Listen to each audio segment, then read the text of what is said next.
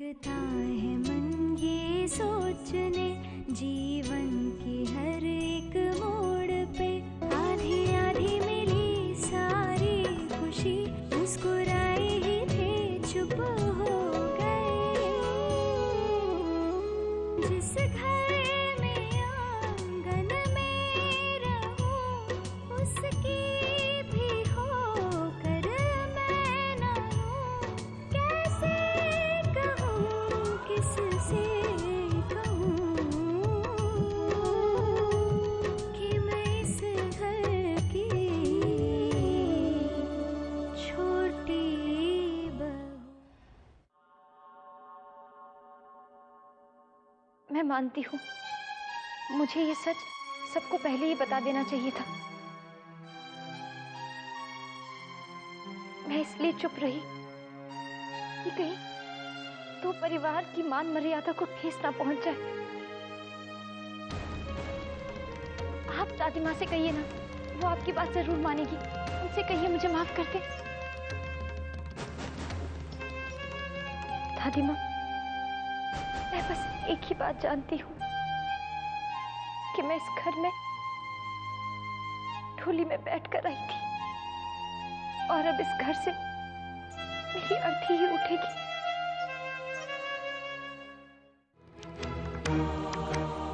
महंत जी, मैं दंड भुगतने के लिए तैयार हूँ।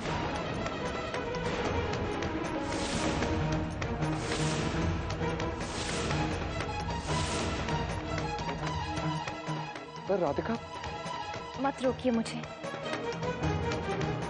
अपराध के दंड से तो भगवान भी नहीं बच पाए हैं। मणि चुराने का गलत आरोप तो भगवान श्री कृष्ण पर भी लगा था, लेकिन उस अपराध का दंड उन्हें ही भुगतना पड़ा। साक्षात लक्ष्मी का रूप होते हुए भी सीता मैया को वनवास पर जाना पड़ा। मुझे दंड से कोई भय नहीं है। शायद इसमें भी भगवान ने मेरे लिए जरूर कुछ अच्छा सोचा होगा।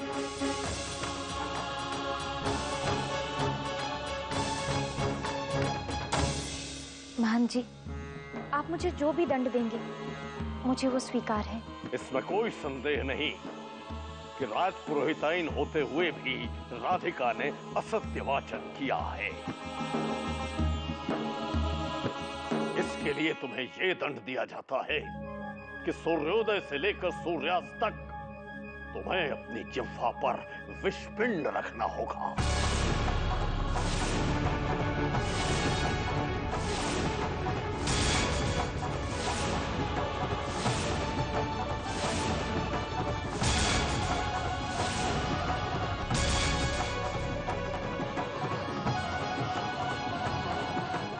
ये विषपिंड 5 विषैले तत्वों से बना है राधिका।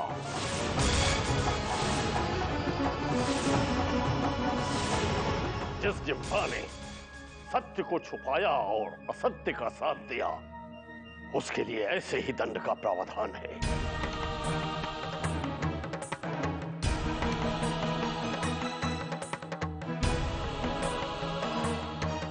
महंत जी, मुझे ये दंड स्वीकार है।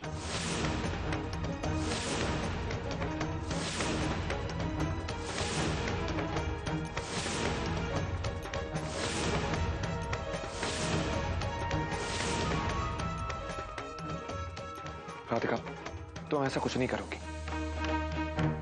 आप निश्चिंत रहिए। अगर मेरे भाग्य में यही लिखा होगा तो मुझे दंड से कोई भय नहीं है। तुम्हारा आत्मविश्वास तुम्हारे संस्कार का परिचायक है राधिका, परंतु मैंने अभी दंड पूरा नहीं सुनाया है।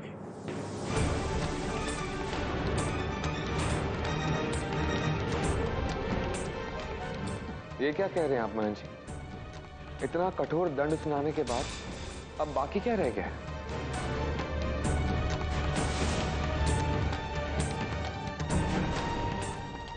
महंत जी, ये दंड अपने आप में ही जानलेवा है।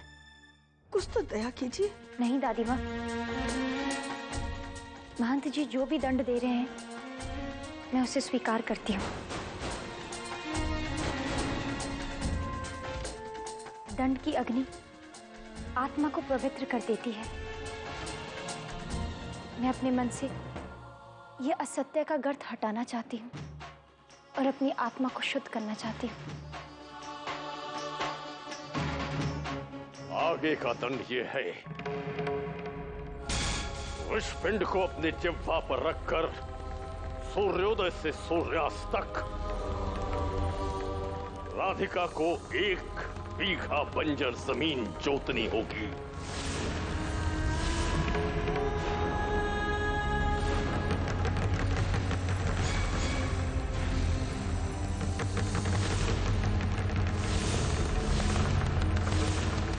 इस प्रक्रिया में किसी बैल का इस्तेमाल नहीं किया जाएगा। यह कार्य राधिका को स्वयं करना होगा।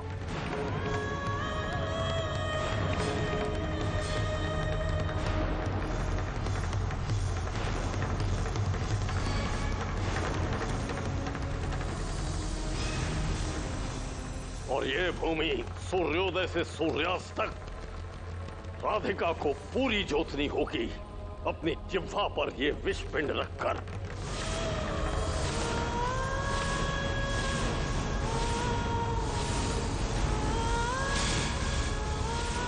इस बीच यदि उसने वार्तालाप करने का प्रयास किया या आह भी भरी, तो ये विषपिंड उसके गले में उतरकर उसके प्राण ले लेगा।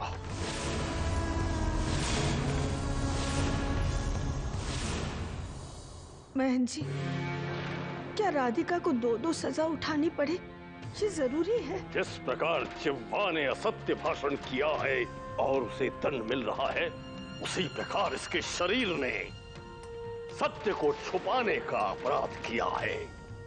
इसलिए शरीर को भी दंडित करना उतना ही आवश्यक है। जब तक ये शरीर परिश्रम करके बंजर धरती को उर्वरक भूमि में परिवर्तित नहीं करेगा, पाप शांत नहीं होगा।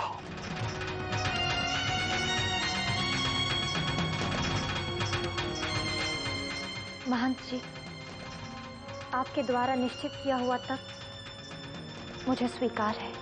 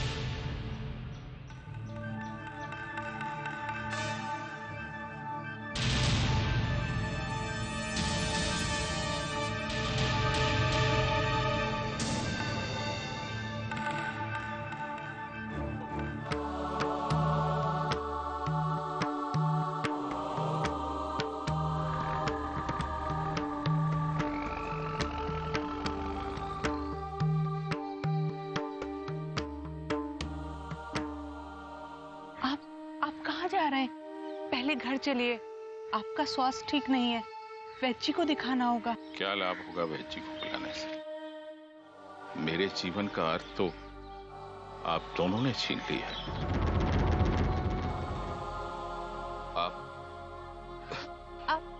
आप कुछ बोलिए मत जी, स्वास्थ्य और बिगड़ जाएगा। चलिए घर चलिए।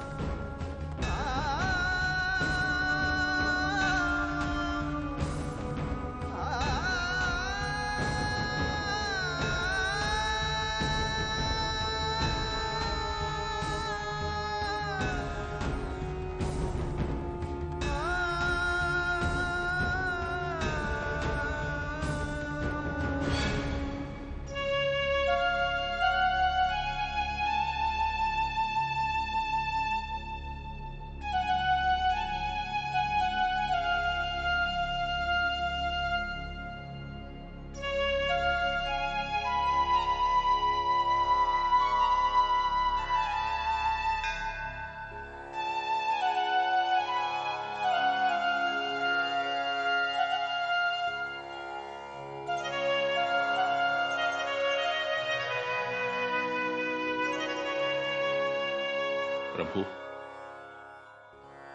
मनुष्य किस पर विश्वास करे? जन्म देने वाली माता ईश्वर की सौगंध लेकर असत्य कहती है। 7 जन्मों का साथ देने का वचन लेने वाली पत्नी इसी जन्म में अपना वचन भंग कर देती है। जिस पर मुझे स्वयं से भी अधिक विश्वास था, मेरे विश्वास की हत्या कर देती है प्रभु।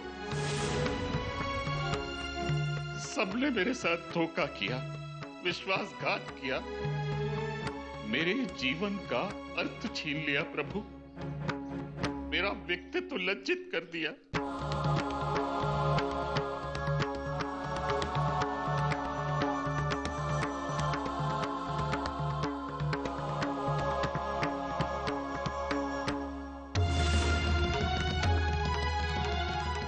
आप दोनों मुझे अपने प्राणों से भी प्रिय थे। मुझे आप दोनों की आवश्यकता अपनी स्वास्थ्य से भी अधिक थी। किंतु आज मैं अपने प्रभु को साक्षी मानकर आप दोनों का परित्याग करता हूं।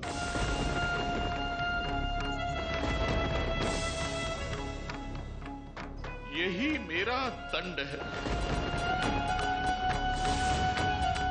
ना मेरा कोई सगा है, ना कोई संबंधी, ना कोई घर। ये मंदिर ही मेरा घर है।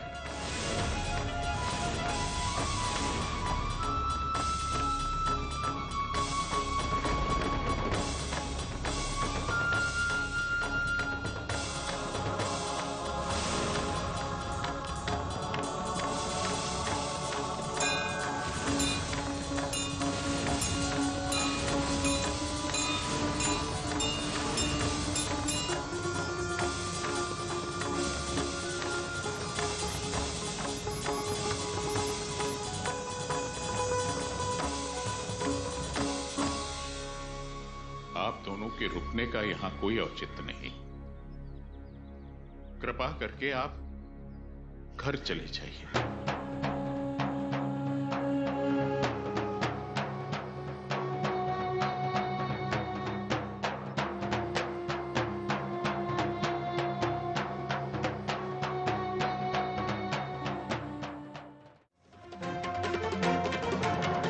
मांस जी, ये कैसा दंड है मान जी? इससे तो राधिका की जान को खतरा है।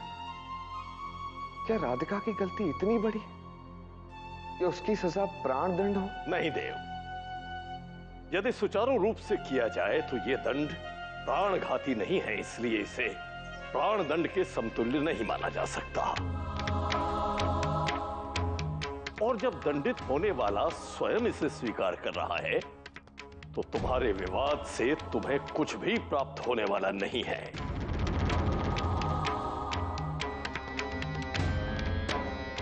राधिका, अब हम प्रस्थान करते हैं। कल ब्रह्म मुहूर्त में सूर्योदय से पहले मठ के पास की बंजर जमीन पर आ जाना। राधे राधे, कल्याण हो।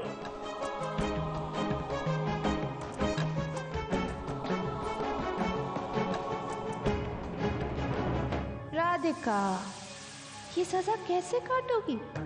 जिस खेत को 2 जवान बैल एक दिन में नहीं जोत सकते, वो तुम अकेले कैसे जोतोगी? या तो जहर से मरोगी या भूख प्यास से।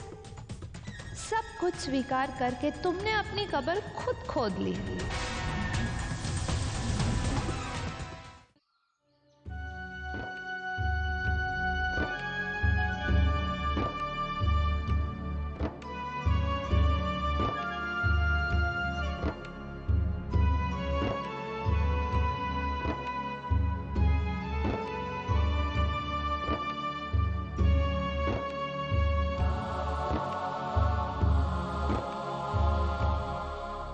लल्ला का ध्यान रखवे को तो यहाँ बहुरिया है, पर विशाखा पता नहीं वो किस हाल में होगी। दुश्मन लोगों के पीठ छोड़ा ही हम को मुको की खबर लेवे का चाहिए।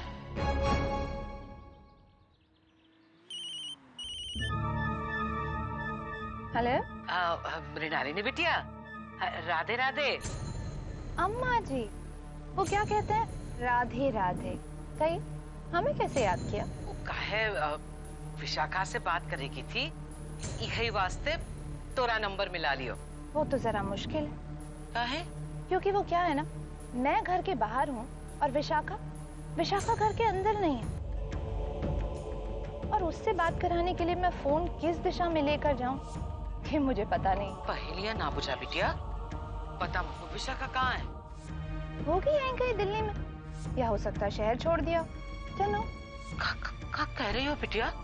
हमने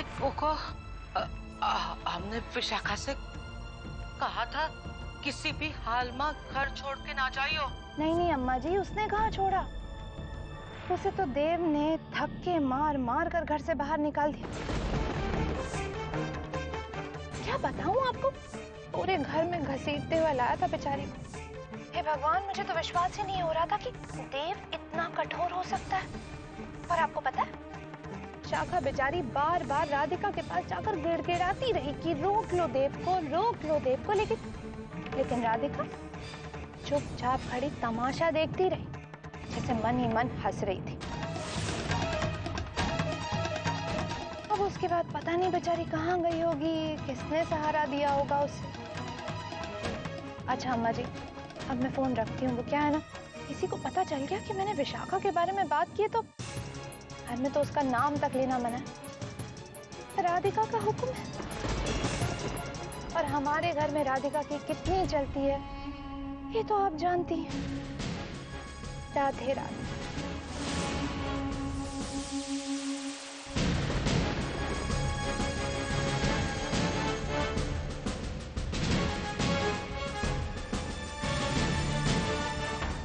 आप अभी भी उस लड़की की चिंता कर रही हैं, जिसके कारण हमारे परिवार को कितने कष्टों का सामना करना पड़ा। मेरी राधिका का जीवन नर्क बना के रख दिया है उसने। नरक तो राधिका ने मोर विशाखा के जीवन को बनायो है। तो को पता ना है राधिका ने मोर विशाखा के साथ का कियो है। मेरी राधिका तो सपने में भी विशाखा को कष्ट देने के बारे में नहीं सोच सकती है अम्मा जी। हाँ, विशाखा ने अवश्य सारे जीवन राधिका को कष्ट ही दिए हैं। इसलिए अगर आज विशाखा के साथ कुछ बुरा हो भी जाता है तो उसका दोष मेरी राधिका को नहीं दिया जा सकता। राधिका ने जो कियो है मोर विशाखा के साथ, ऊ के बाद ऊ राधिका चैन से ना बैठ सकेगी। भगवान से डरिए अम्मा जी, उनकी लाठी में आवाज नहीं होती। अगर आपने राधिका के बारे में कुछ बुरा सोचा तो कान्हा आपको स्वयं दंड देंगे।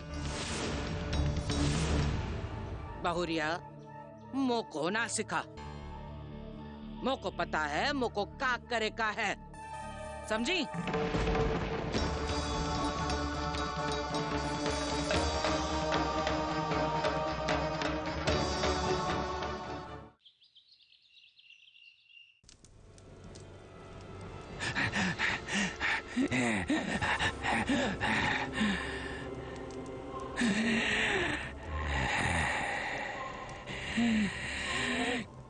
क्यों आई है यहाँ? दुश्मन को खत्म करना चाह रही हूँ बाबा। हमरे सगरे परिवार को बर्बाद कर दियो।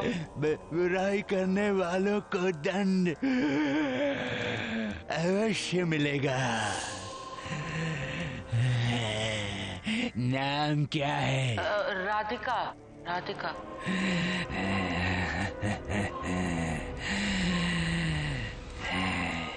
कल दोपहर 12 बजे जब सूरज ऊपर चढ़ेगा, मैं ये कांटा इस पुतले को चुभाऊंगा। कांटा इसे चुभेगा और दर्द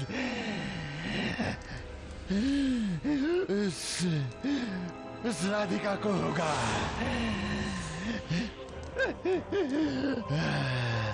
जा तेरा काम हो जाएगा। जा।